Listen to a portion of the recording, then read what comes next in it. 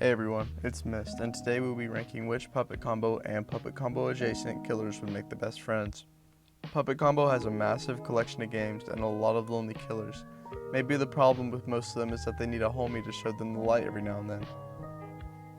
If you even get a slight amount of enjoyment out of this video, please consider subscribing for more. Also, major spoiler warning for the rest of the video.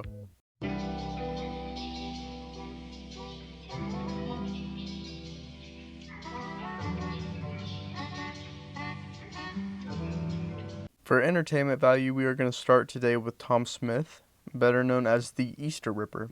The Easter Ripper is the cunning and malevolent antagonist of the amazing puppet combo game Murder House.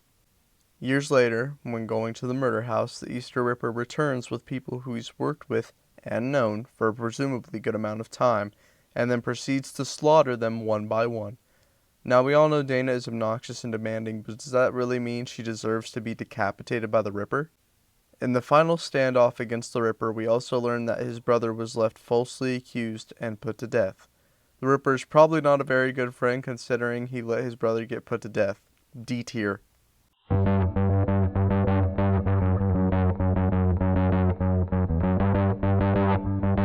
Next up is going to be Billy from Feed Me Billy. Billy is a known loyalist. He shows his loyalty to the entity that wants to be fed throughout the whole game without question. So if Billy was your friend, he would definitely shoot for you. Billy throughout the whole game shows his skills as a hunter with no mercy for anything that stands in his way. If you were able to become Billy's friend, you would definitely not regret it, as he's never seen betraying anybody and does what he's asked without question. Billy is an S tier.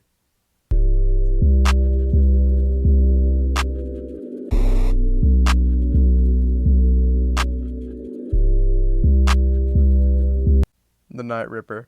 The Night Ripper is definitely the mysterious plug with aura. The Night Ripper is that guy who will probably front you a gram if you've been by him for a while. I feel like if you were close with the Night Ripper and you could get past the duck stuff, you would definitely be locked in. The Night Ripper is that guy that you see once every 4 months or so, but when you guys do hang out, it's memorable.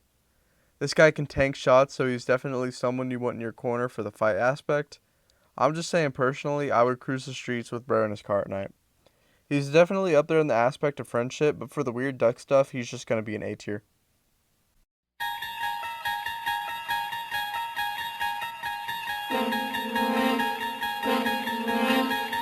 The next killer on the list is going to be Larry. I'm going to start off with Larry by saying I would be deeply concerned to be friends with him. Larry is definitely touchy and emotionally unstable. We know this because Christmas Massacre starts with Larry in an asylum being banned from the party due to his behavior and subsequently attempting to murder everybody and escaping the asylum. Larry's only friend is the presumably schizophrenia-induced hallucination he talks through throughout all of Christmas Massacre. Larry also has no mercy for killing anybody, nuns and teens alike. Larry is going to be another D-tier friend due to severe insanity.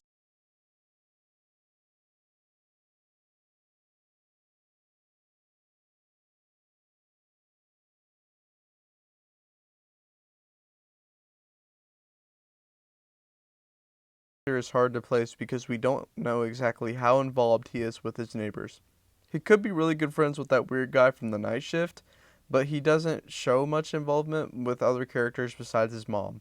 Night shift abductor loves his mom and has a pet dog.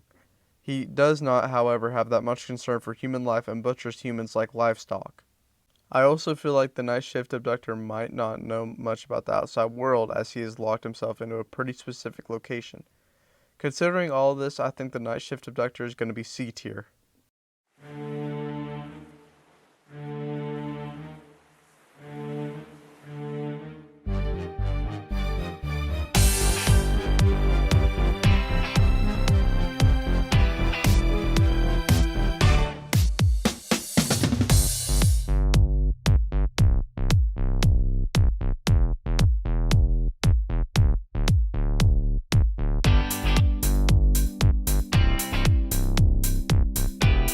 The Nun from Nun Massacre presents many supernatural capabilities and is probably in the same boat as Pyramid Head from Silent Hill. Assuming the events of Nun Massacre are manifestations of guilt, this could be an instant D tier. I don't think I want to be friends with a manifestation of my guilt.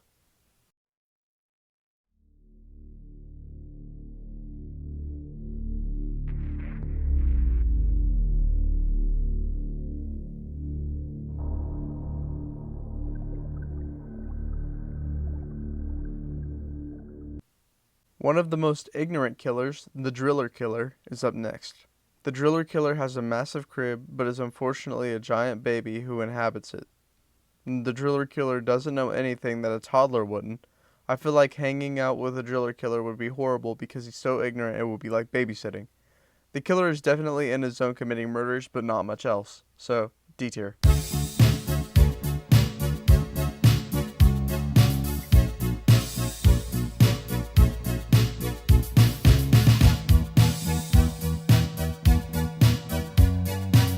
Santa from Planet of the Bloodthirsty Santa could probably be a little menacing, but maybe chill if you agreed to dress up as one of his minions. Dude has a whole planet to himself and could definitely have a crazy function. Skiing and camping with this guy would definitely be fun. Even being allowed to do it without him killing you would still be cool. Santa is kind of the rich friend, so maybe you could get some of the valuable materials from his planet and bring it back to Earth. B tier as long as you've got the elf deal going on, otherwise D tier because he seems a little primal.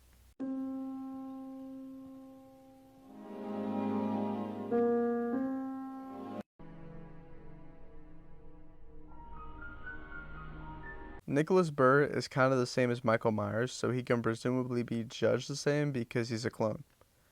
With all that being said, he's going to be in D tier based off his lack of individuality and all the symptoms of Myers.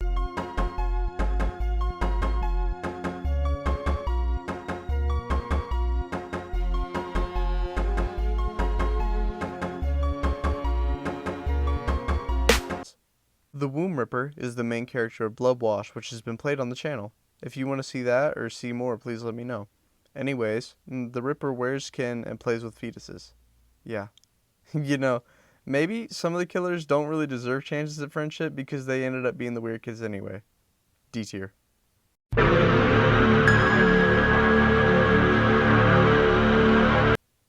Dylan Miller is an extremely unsociable soul. He is an abductor and lives alone in his house. He has been stated to have been mute since a young age, but is notoriously violent. Dylan is kind of like Leatherface in terms of the fact that he speaks in noises, which means he's probably not going to make a good friend because you can't really have in-depth conversations. C tier. I guess that same logic kind of also applies to the abductor, but I didn't really mention that.